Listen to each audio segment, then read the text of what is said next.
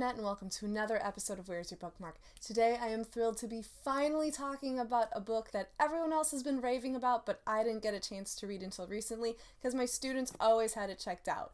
Today I am talking about Fangirl, the latest young adult novel by Rowell, and holy crap, is this a book that is entirely deserving of all of the praise that it's been getting. Fangirl is the story of Kath, a girl who is trying so desperately to navigate her freshman year of college and get out of it all in one piece.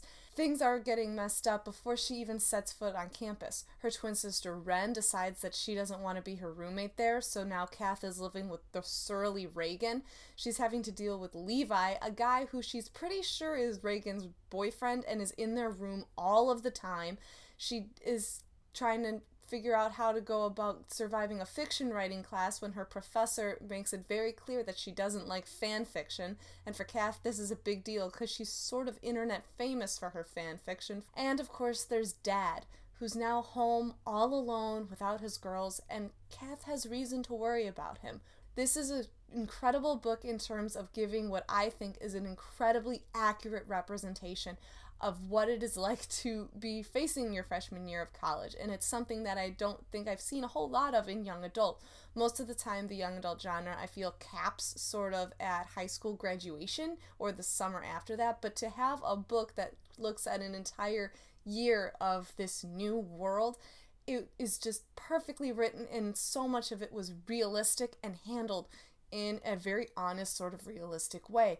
Dealing with a new roommate, trying to figure out what your family is doing with and without you, figuring out your major and seeing how maybe it's exactly what you wanted and maybe it's not what you thought it was going to be at all.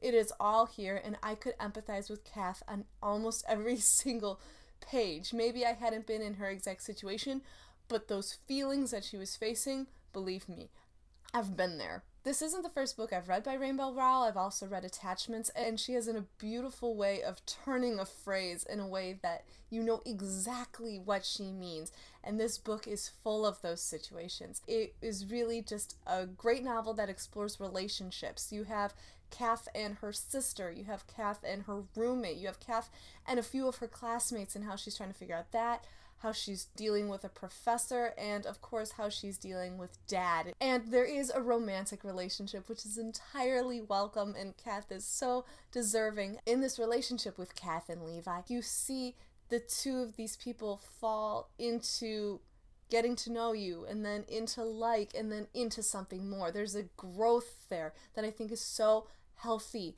and wonderful to see. So this book is an instant favorite for me. I am completely in love, and I think that people who are my age can identify with this book in a very special way. I was like Kath in that right after my freshman year of college, Harry Potter and the Deathly Hallows came out. So all of these feelings that she's dealing with about what do you do when this book series that has been a major part of your adolescence and your life is coming to an end, I knew exactly what she was talking about because that's how it was for me. And to have this sort of light at the end of the tunnel after a very hard freshman year, I totally got what she was thinking of and where she was going.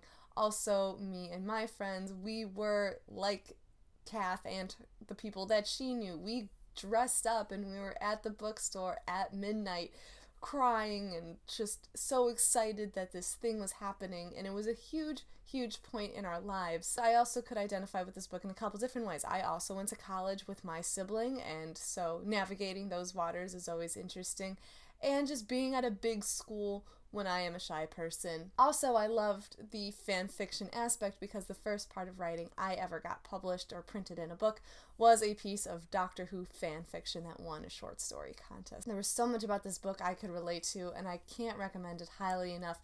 Fangirl, it's in bookstores, in libraries now. If you are like me and haven't read it until now, get on it. It's so worth it. This is a book I just need to have in my collection, and I can easily see myself rereading over and over again in the years to come. All of my usual links are down below. Comments are always welcome, and that's it for me for now. Take care. Bye!